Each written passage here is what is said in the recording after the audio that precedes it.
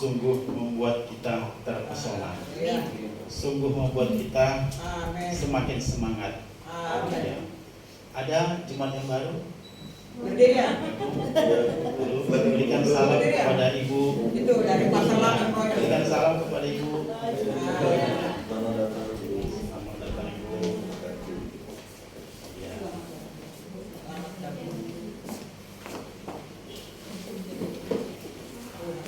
Kita ini saudara dalam Tuhan.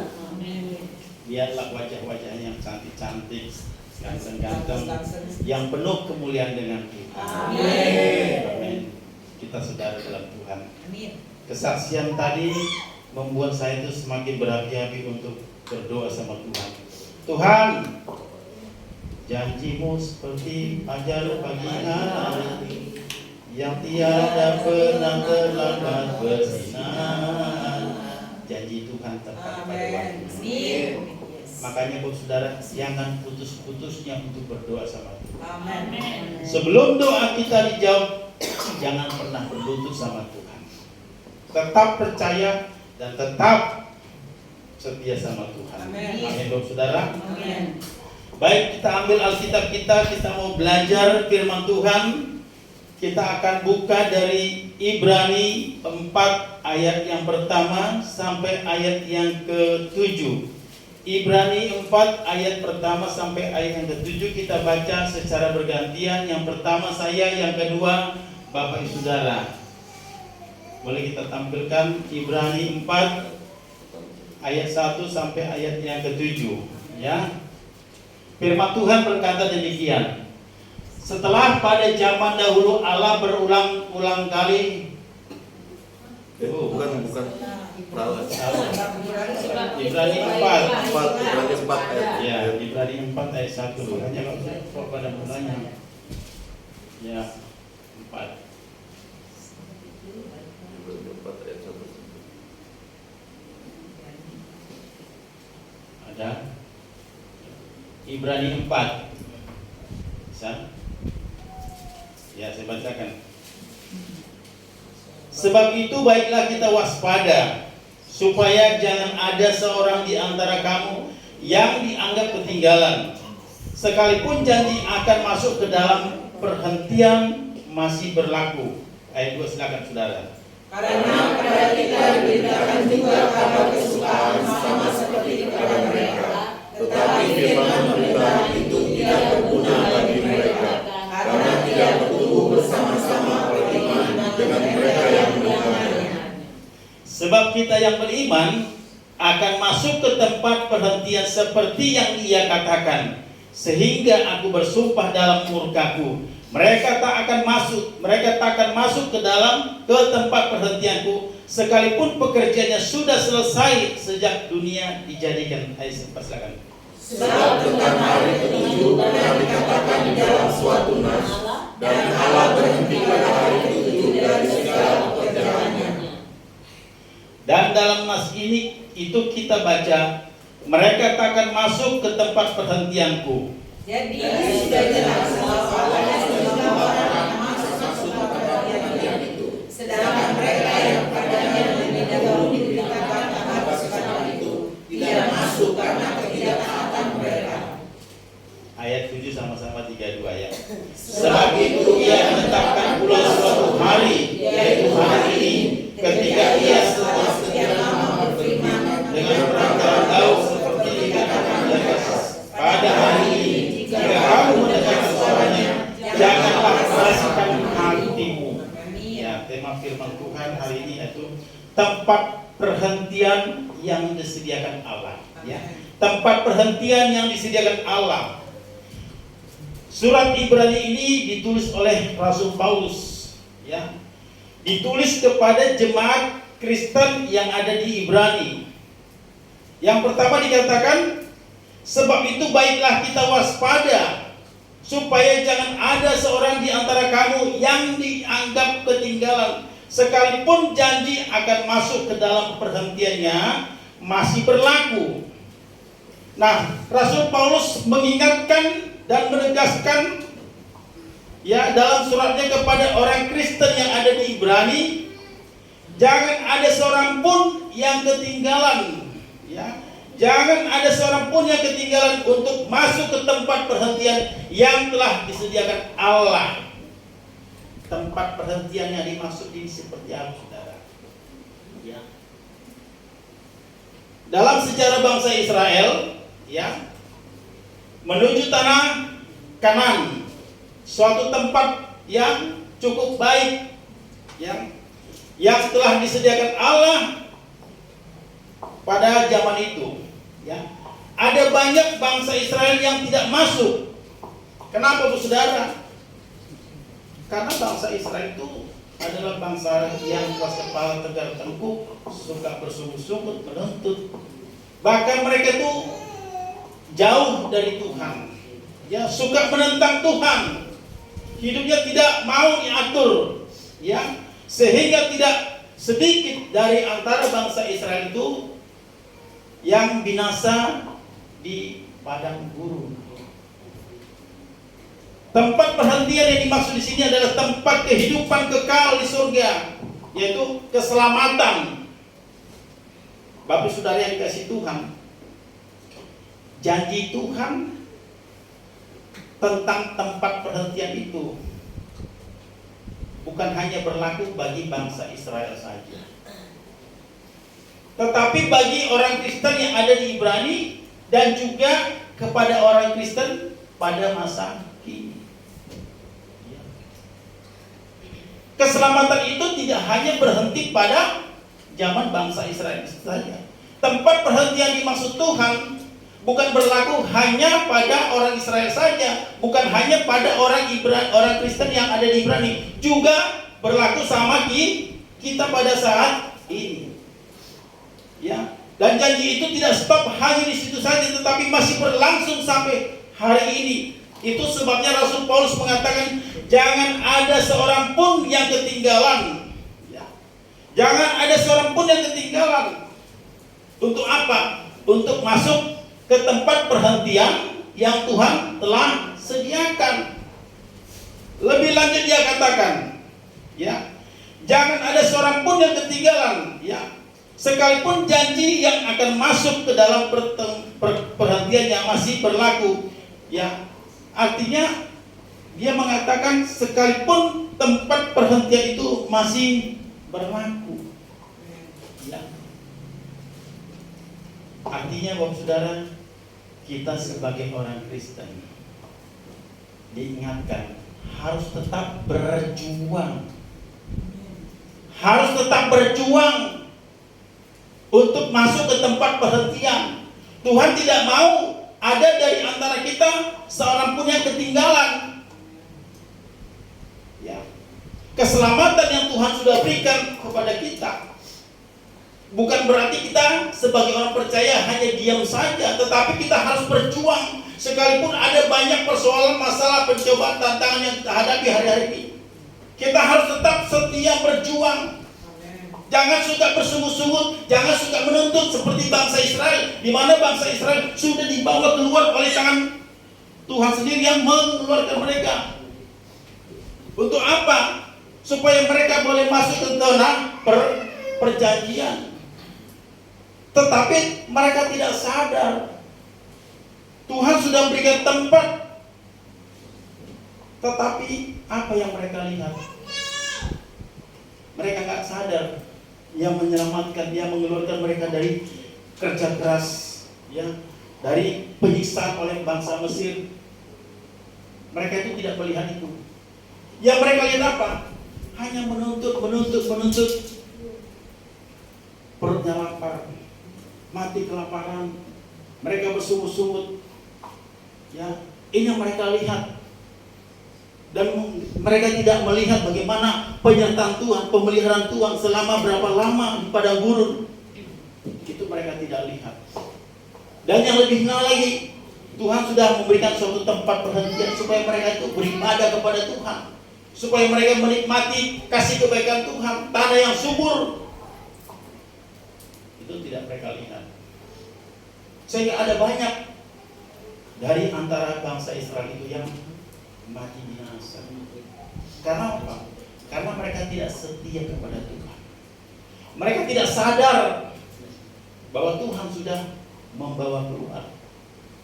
Ini diingatkan kembali oleh Rasul Paulus kepada jemaat Kristen yang ada di Ibrani dan juga kepada setiap kita orang yang percaya, supaya kita tetap berjuang selama masih ada waktu, selama masih ada kesempatan, selama masih kita beroleh napas kehidupan, selama masih kita sehat, cari Tuhan. Seperti Ibu Marisi kemarin bilang, saya menangis kalau ada lagu hidup ini adalah kesempatan, hidup ini untuk melayani Tuhan. Jangan sia-siakan waktu yang Tuhan beri. Hidup ini hanya sementara. Oh Tuhan, pakailah hidupku selagi aku masih kuat. Bila saatnya nanti ku tak berdaya lagi, hidup ini sudah jadi berkah. Selama masih sehat, pergunakan waktu. Selama masih ada waktu, pergunakan untuk cari Tuhan, untuk memuliakan Tuhan. Masalah boleh ada, tapi cinta kita kepada Tuhan jangan pernah berubah. Tetap tersenyum, tetap bersukacita, ya kan? Mengucap syukur dan bersukacitalah dan berdoalah selalu. Masalah kecil masalah, ya kan? Jadi Tuhan sudah kasih suatu tempat perhentian, ya, dijanjikan bagi kita. Ya, jangan sampai ada yang ketinggalan dari antara kita. Bagaimana caranya, saudara? Orang Kristen harus tetap berjuang. Ayat 2-3 mengatakan, karena kepada kita diberikan juga kabar kesukaan sama seperti kepada mereka. Tetapi firman pemberitaan itu tidak berguna bagi siapa? Bagi mereka yang hanya melihat masalah. Mereka bersungguh-sungguh suka menuntut, karena tidak bertumbuh bersama-sama oleh iman dengan mereka yang mendengarnya. Sebab kita yang beriman akan masuk ke tempat perhentian seperti yang dia katakan. Sehingga aku bersumpah dalam mukaku, mereka akan masuk ke tempat perhentianku, sekalipun pekerjaannya sudah selesai sejak dunia dijadikan. Bayangkan saudara, ada banyak nanti yang tidak masuk surga. Ada banyak yang tidak masuk surga. Sebagaimana di dalam Matius 7 ayat 13 berkata, masuklah melalui pintu yang sesak itu, karena lebarlah pintu dan luaslah jalan yang menuju kepada kebinasan, dan banyak orang masuk melaluinya. Tuhan mengatakan masuklah, berarti ada usaha kita. Ya. Kita harus berjuang, bukan berdiam diri saja. Masuklah melalui pintu yang sesak itu. Berarti pintu mungkin satu memang satu ya, tidak dulu ya. Hanya ada dalam Yesus. Masuklah melalui pintu yang sesak itu. Satu pintu, berbondong-bondong, desak-desakan, berjuang. Siapa yang berjuang itu? Siapa yang berusaha itu? Keselamatan Tuhan sudah kasih, tapi Tuhan mau kita harus bekerja, berjuang. Yang masuk ke dalam surga melalui pintu yang sesak itu adalah orang yang beriman, Bapak Saudara. Orang yang percaya dan meyakini bahwa Yesus adalah Tuhan, di mana Tuhan sudah menjanjikan hidup kekal di surga, suatu mahkota kehidupan yang Tuhan sudah sediakan bagi Bapak Saudara dan saya. Inilah yang harus kita perjuangkan. Kalau kita punya masalah, boleh punya masalah, tapi jangan tinggalkan Tuhan. Amin. Kalau kita punya masalah, justru Tuhan bilang apa? Kamu yang letih lesu dan beban berat, marilah datang kepadaku. Aku akan memberikan kelegaan kepadaku, maka jiwa akan mendapatkan ketenangan. Cari Tuhan, kejar Tuhan. Ya, kita jangan mau kalah sama yang lebih tua. Ya jujur aja, jangan kalah. Selama si Opung masih sini, kita jangan mau kalah. Tapi kalau pas lagi Opung kemana, ya mencari kita aja. Artinya masa umur segitu kita kalah, yang muda-mudanya mana, ya kan? 3 kali opo, ada sekali nggak kita? Siapa yang sekali? Udah ada yang pergi ya? Israel maksudnya. Mau nggak saudara? Ku berjuang untuk berdoa, ku pasti yakin aku dapatkan. Minta sama Tuhan itu jangan kecil. Mintanya dolar. Yakin nggak saudara? Yakin. Tuhan itu adalah yang selalu mendengarkan doa. Kalau tadi bilang bagi Tuhan tidak ada mustahil. Kita harus bisa membawa suatu perubahan, menceritakan bahwa orang-orang ceritakan kebaikan Tuhan. Kalau dia bisa, kita pun pasti bisa. Dia makan nasi, kita makan nasi kok. Cuman di mana bedanya? Kurang kencang. Mereka 5 kali 1 hari. Kita berapa kali, Bu? Ibu dulu pernah berapa kali, Bu, 1 hari? Nggak mesti sih, nggak mesti. Nggak mesti ya, Bu ya? Oh, berarti. Ya kan? Orang sebelah bisa 5 kali 1 hari. Kita harus lebih 1 kali. Kenapa? Firman Tuhan mengatakan, jika keagamaanmu tidak melebihi daripada mereka, engkau tidak layak masuk surga. Waduh. Betul nggak? Udah berapa kali kita 1 hari? Jangan-jangan tidak pernah. Ya kan? Pernah kemarin di Medan saya tanya, sakit dia, Pak, suami saya sudah terkapar ini. Oke, ibu kerjanya apa? Di rumah. Selain itu apa? Pernah tua. Puji Tuhan. Ada kita, Bu? Aduh, mana ya? Sudah ketahuan. Alkitab saja nggak ada di rumah. Lalu bagaimana dia meyakini Tuhan? Bukankah firman Tuhan adalah kebenaran? Bagaimana kita mengenal dia? Bagaimana kita takut akan dia? Tidak akan mungkin kata orang. Sama aja orang sebelah. Tuhannya mereka Yesus. Hanya kata orang. Ikut Yesus bukan hanya ikut-ikutan. Masuk surga bukan kata orang, tapi kata firman Allah.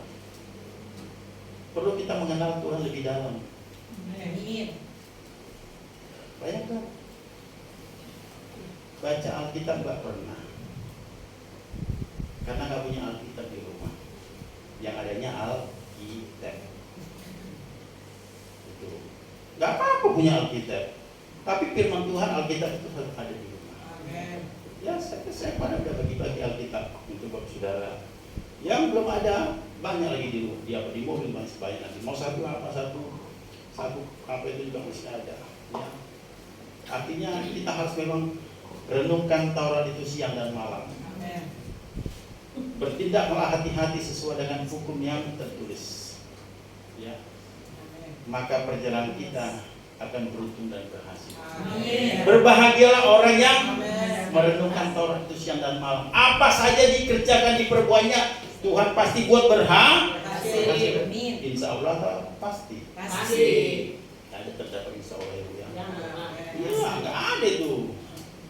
Karena Tuhan kita itu adalah kebenaran yang jelas. Jadi kita perlu bangun hubungan dengan Tuhan.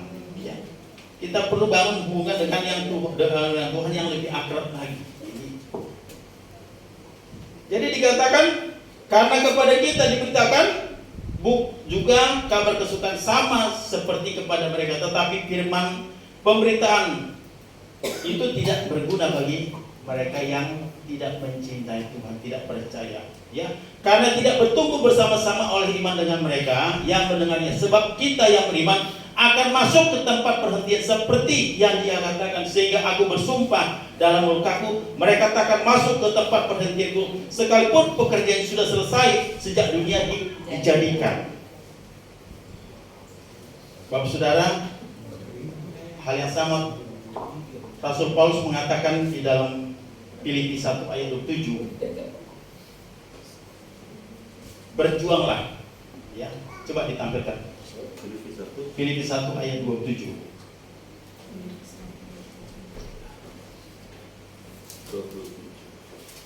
Filipi 1:27 dikatakan, hanya hendaklah hidupmu berpadanan dengan Injil Kristus, supaya apabila aku datang aku melihat, dan apabila aku tidak datang aku mendengar bahwa kamu teguh berdiri dalam satu roh dan sehati sejiwa berjuang untuk iman yang timbul dari berita Injil.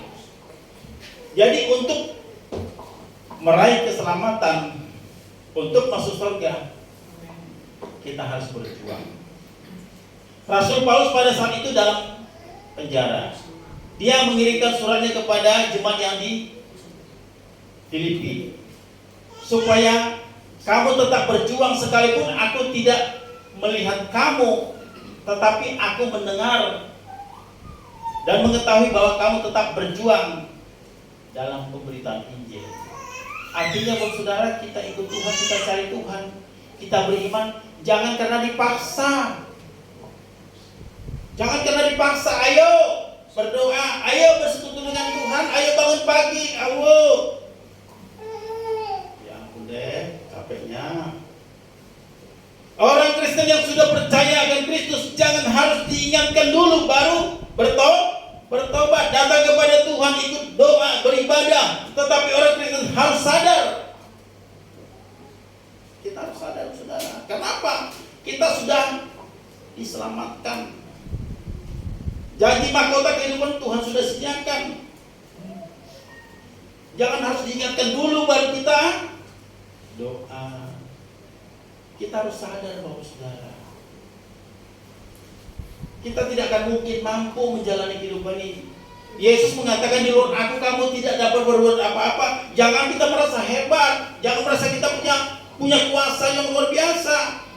Kita tidak ini manusia, tanpa Tuhan tidak ada apa-apanya, saudara. Makanya perlu hari-hari kita cari Tuhan. Kita perlu Tuhan, perlu doa, perlu baca firman Tuhan, perlu bersekutu dengan Tuhan. Kita perlu menyanyi, menyembah Dia, memuliakan Dia. Ini yang Tuhan senang. Ini yang Tuhan mau. Nyatakan bahwa kita itu adalah pengikut Kristus. Ikut Yesus bukan karena ikut-ikutan. Datang kepada Tuhan bukan karena sesuatu yang kita dapatkan. Ada banyak orang datang kepada Tuhan. Yesus mengatakan, kamu cari aku karena perutmu kenyang, bukan karena melihat tanda. Kita datang kepada Tuhan, kita cari Tuhan. Kenapa? Tuhan sudah baik sama kita. Tuhan sudah berkorban, berela mati untuk menyelamatkan kita. Tentunya kita harus sadar. Ya kan? Kita harus sadar bagaimana Tuhan memperjuangkan kita di atas kayu salib. Dia berkata, sudah selesai. Kita juga harus tetap berjuang, saudara. Kita harus sadar, kita harus tetap setia ikut Dia, sekalipun ada banyak tentang masalah yang kita hadapi. Kejar Tuhan, kejar mujizat. Kalau kita hanya dipaksa-paksa, dimarahin dulu, atau sakit dulu baru cari Tuhan, itu yang saya lihat di sana. Wah, orang-orang kaya itu, waktu hidupnya, wah, happy, jalan sana jalan sini, uang banyak, beli makan sekali jajan 2 juta. Bayangkan sekali makan 2 juta. Kenapa? Karena saya ke situ, PK-nya berapa dia kasih. Orang tuanya bilang tuh, Pak Elia, itu jajannya si Anu. Wah, jajan si Anu sekali jajan 2 juta. Yang boleh gitu. Masih kita 2 juta, berarti uang jajannya dikasih sama saya. Luar biasa, ya kan? Kita bergumul mungkin 1 minggu, 1 bulan baru dapat, ya kan? Contohnya, bagi dia jajan 2 juta, tapi masalahnya di mana? Cari Tuhan nggak pernah. Alkitab nggak ada, disuruh pimpin doa. Saya nggak bisa. Udah sakit dulu, terkapar dulu rumah sakit, baru cari pendeta, cari Tuhan. Jangan tunggu waktu, saudara. Jangan tunggu sakit dulu. Jangan tunggu masuk ruangan ICU dulu. Jangan terkapar dulu. Jangan sudah punya masalah dulu balik cari Tuhan. Kapanpun, saat kita suka, senang, bahagia, kita tetap cari. Rasul Paulus mengatakan, pergunakanlah waktu-waktu yang ada, karena hari-hari adalah jahat. Kita tidak tahu kapan Tuhan panggil kita. Kita tidak tahu apa yang akan terjadi. Tetapi selama kita hidup, selama kita masih diberikan nafas kehidupan, cari Tuhan. Jangan dipaksa-paksa. Gereja lo, doa lo, gue tetap lo. Bapak Ibu, saya punya banyak teman Islam. Pak Ustaz, itu teman saya dokter, dulunya guru ngaji. Dia bilang, setelah dia masuk Kristen, dia kaget. Kenapa? Saya kaget melihat orang Kristen sama kami waktu dulu. Kalau kami Pak Elia, sejak kecil harus bangun. Kalau bangun, ini guys bukan bangun. Itu Lidi, bangun. Sejak kecil harus sudah bangun. Ngapain? Iya sholat, baca firman, baca Al-Quran, bayang. Satu hari berapa kali? 5 kali. Kita, anak kita, nak bangun dan antar aja. Bu, Pak, gereja, titip doa saja Pak. Kalau datang sudah Tuhan, kita sedang ngapain? Tuhan lihat sedang ngapain? Sedang sembahyang, atau sedang memuji Dia, atau sedang di mana? Atau sedang di kafe, ya kan? Atau sedang di bioskop. Tapi mari Bapak Saudara, selalu terhubung dengan Tuhan. Ya. Selalu terhubung dengan Tuhan. Bayangkan 2 juta satu kali jajan, kita datang 2 juta, itu pun belum tentu diundang dia berapa kali dalam 1 bulan. Artinya berbanding, tapi dia mengundang kita karena apa? Sudah sakit. Mana Alkitab? Tidak ada Alkitab. Satu kali cari-cari ada cuma begitu, ada Alkitabnya dicari, udah bulukan, debunya minta banyak. Berarti nggak pernah dibuka saudara. Sadar nggak kita siapa kita ini? Tuhan sudah berikan napas, sudah kasih makan dan minuman. Kita nggak mau berdoa sama Tuhan, nggak mau ke gereja, nggak mau baca Alkitab, nggak mau beribadah, sombong loh. Kasih persembahan tangan kiri. Datang itu nggak mau nyanyi, nggak mau puji Tuhan. Kira-kira itu belagu apa loh? Emang siapa loh? Ada banyak di luar sana kok saudara. Kita jangan dipaksa-paksa lah. Sadar gak kita kalau Tuhan sudah berkorban untuk kita? Sadar gak kita kalau dosa kita sudah diampuni? Tuhan bilang, sudah selesai. Aku tidak memperhitungkan kesalahanku, tidak ingat lagi. Tapi kita kapan? Bagaimana saudara? Sadar gak orang Kristen? Orang sana yang gak jelas. Tidak boleh terlambat saudara. Tidak boleh terlambat, itu hukum. Ya, tidak boleh terlambat. Di mana saja pun dia nggak peduli orang lain. Kita orang Kristen, Tuhan sudah kasih keselamatan. Tuhan kita itu jelas yang menjadikan langit dan bumi. Dia Yesus Kristus yang akan datang. Tapi selama ada waktu kesempatan, kita tidak mau datang kepada Tuhan. Mari saudara, pergunakan waktu yang ada. Ya. Ayat 4 dan 5 mengatakan, sebab tentang hari ke-7 pernah dikatakan di dalam suatu nas, dan Allah berhenti pada hari ke-7 dari segala pekerjaannya. Dan dalam nas itu kita baca, mereka tak akan masuk ke tempat perhentianku. Pada hari ke-7 adalah hari perhentian. Allah dalam penciptaan langit dan bumi itu berapa lama? 6 hari. Allah menciptakan langit dan bumi selama 6 hari. Ini menggambarkan kehidupan di dunia yang sementara.